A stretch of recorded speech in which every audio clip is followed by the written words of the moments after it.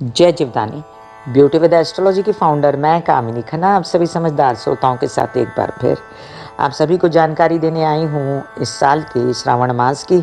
आप सभी को श्रावण मास की ढेर सारी शुभ मंगल कामनाएं। श्रावण मास जो भारतवर्ष में कई जगहों पर माना जाएगा, 23 जुलाई 2021 के बाद गुरु पूर्णिमा व्यास पूजन में शुरुआत हो जाएगी श्रावण मास की। और ये श्रावण मास 9 अगस्त तक माना जाएगा कई जगहों पर। वहीं पर महाराष्ट्र में ये श्रावण मास 9 अगस्त को स्टार्ट होगा अमावस्या के बाद और 6 सितंबर को समाप्त हो जाएगा। तो हम क्या करेंगे, आप सभी को 23 तारीख से लेके 6 सितंबर तक की सभी शुभ त्योहारों की जानकारियां भी देंगे और मनाएंगे आप सभी के साथ श्रावण मास। तो चलिए आइए हम ये जान लें कि श्रावण मास का क्या महत्व है। हिंदी पंचांग का 5वां महीना है श्रावण, जिसे सावन नाम से भी जाना जाता है। और आप तो जानते हैं पुराने ज़माने से ही सावन आयो रे, और सावन पर झूले पड़ने की बातें, श्रावण में फूल खिलने की बातें, श्रावण में बरखा की बातें, रिमझिम बरखा की बातें और गोरियों के झूला झूलने की बातें, कई सारे प्रेम के गीत, साजन के आने की बातें। तो ऐसा ये सावन बड़ा रंग रंगीला होता है और साथ साथ इसमें कई सारे त्यौहार आते हैं, इसलिए ये पावन होता है। खासकर सावन महीने में शिव जी की पूजा को बहुत ही महत्वपूर्ण माना गया है।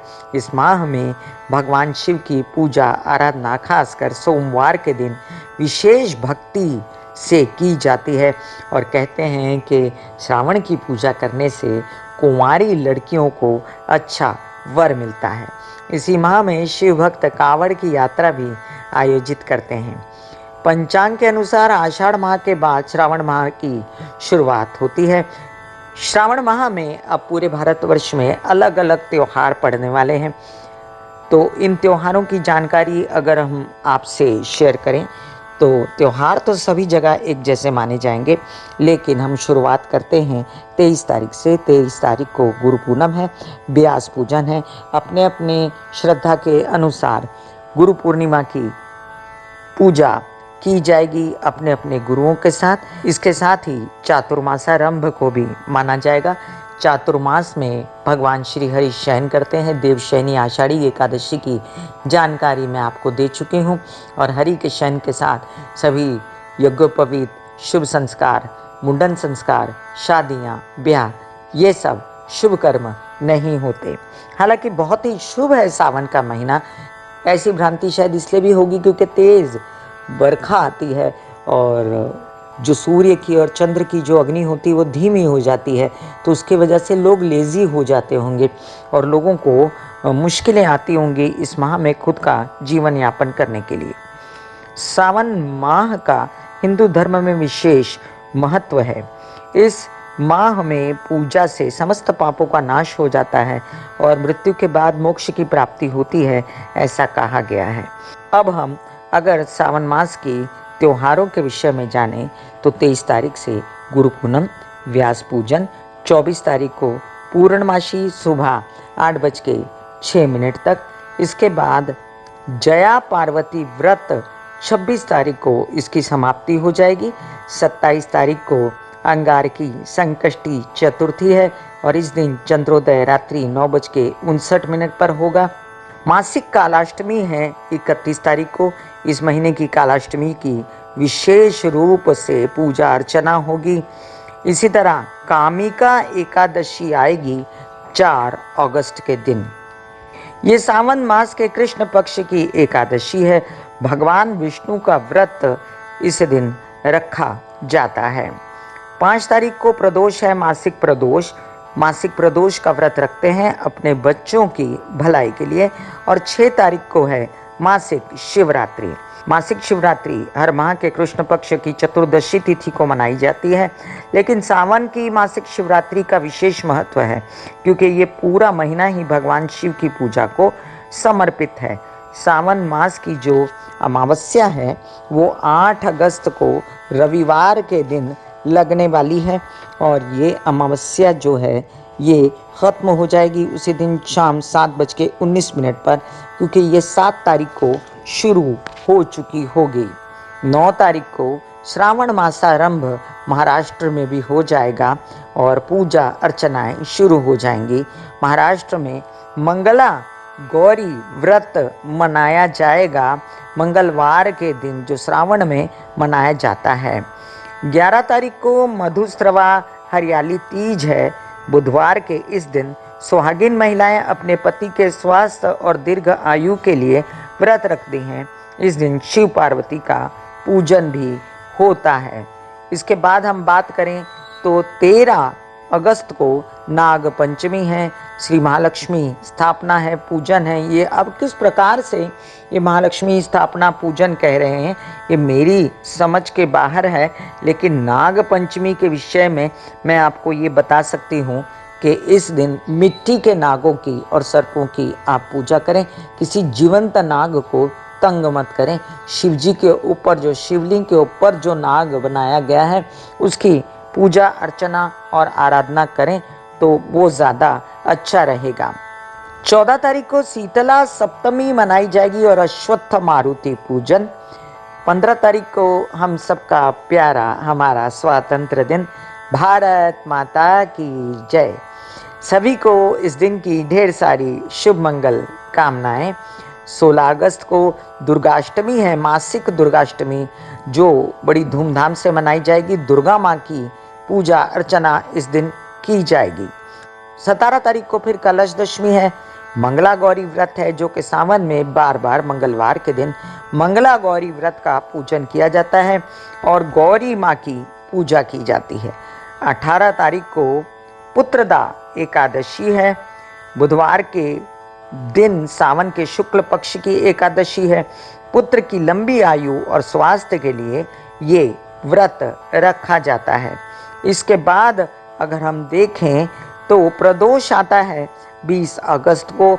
ये बच्चों की भलाई के लिए व्रत उपवास किया जाता है और इसी दिन वरद लक्ष्मी व्रत, जरा जीवंतिका पूजन का भी आयोजन है। इसके बाद 21 तारीख को श्रवणाकर्म और फिर से अश्वत्थ मारुति पूजन और पूर्णमासी लगेगी शाम के 7 बजे के बाद।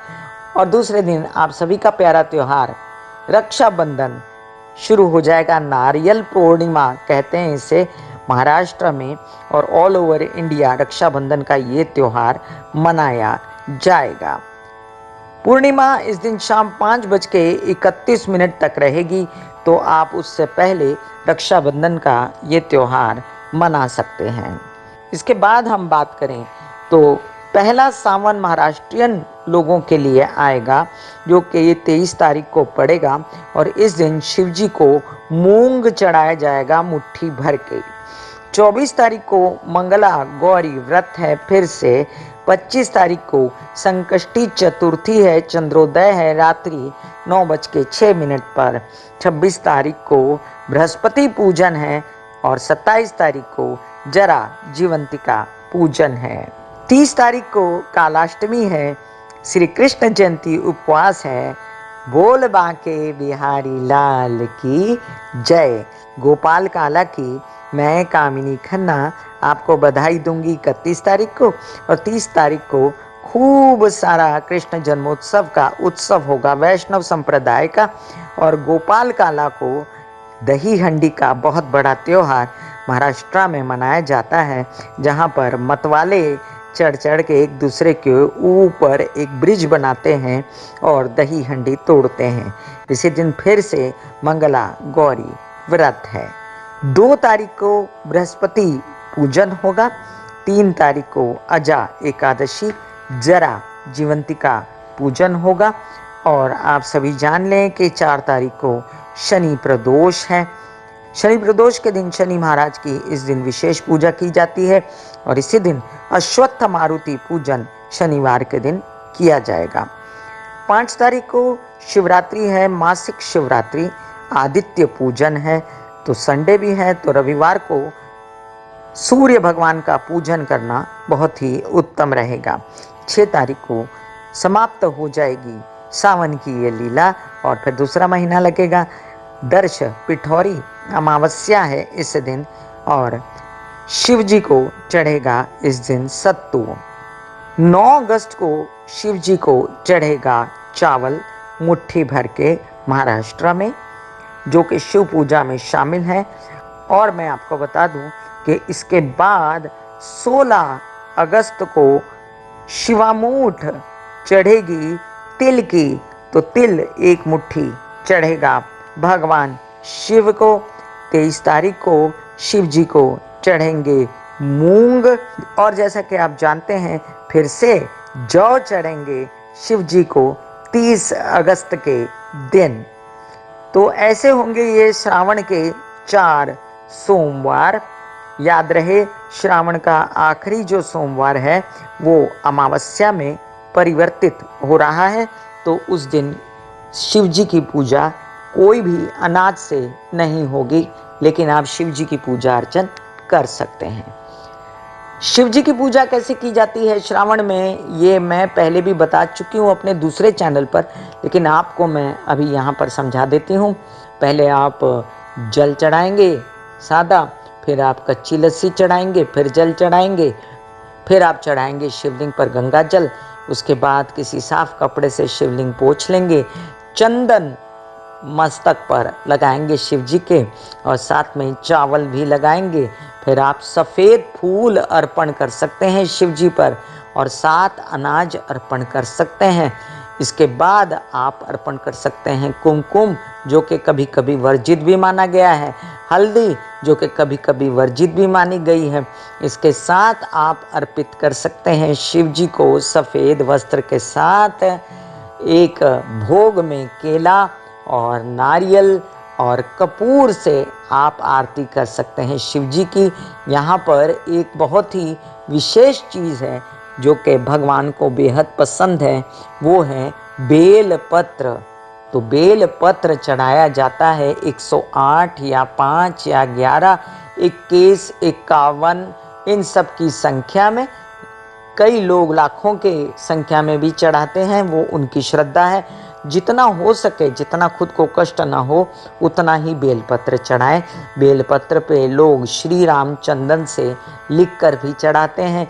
कई श्रद्धालु शिव जी की आरती गाते हैं, जय शिव ओमकारा, और ऐसे ही किया जाता है शिव जी का ये पूजन।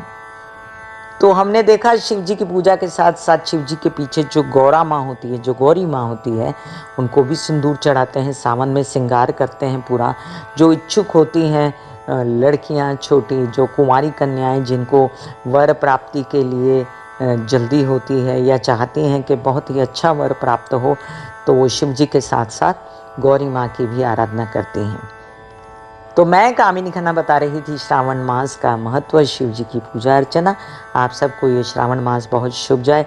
जहाँ तक हो सके सात्विक रहें श्रावण मास में, इससे आपका शरीर भी शुद्ध होगा।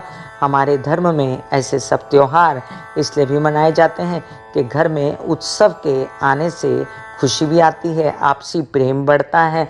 लोगों के साथ मिलकर त्यौहार मनाने से एक दूसरे को मिठाइयों का या फलों का या जिस भी तरह की गिफ्ट्स होती हैं आदान प्रदान करने से या घर में भोजन के लिए बुलाने से सौहार्द बढ़ता है समाज में। और ये सब प्राचीन परंपराएं जो मनाई जाती हैं, इसको हमेशा ही मनाना चाहिए। सात्विक रहेंगे आप तो पेट खराब नहीं होगा। वैसे भी साइंटिफिकली जो बारिश होती है, बारिश में हैवी चीज़ें पचती नहीं हैं, और कहा जाता है कि दही शाक ये तक वर्जित कर देना चाहिए। तो नॉनवेज वगैरह तो बड़ी दूर की बात होती है, व्यसन तो बड़ी दूर की बात होती है। तो मैं कामिनी खन्ना आपको बता रही थी श्रावण मास का महत्व। अपने आप में कोई एक जाप ले लीजिए जिसकी निरंतर आराधना करिए, जो आपको पसंद है, और श्रावण में खूब जम के करिए। एक्सरसाइज कीजिए, वॉक कीजिए अपने घर के अंदर ही, क्योंकि बाहर तो बारिश हो रही है, और जहाँ पर नहीं हो रही है वहाँ पर दौड़ने के लिए चाहिए। God bless you, take care and goodbye. और आपको अगर कंसल्टेंसी चाहिए तो व्हाट्सएप नंबर मैंने दिया हुआ है इसी वीडियो के अंदर, उस पर जाकर आप मुझे व्हाट्सएप कर सकते हैं।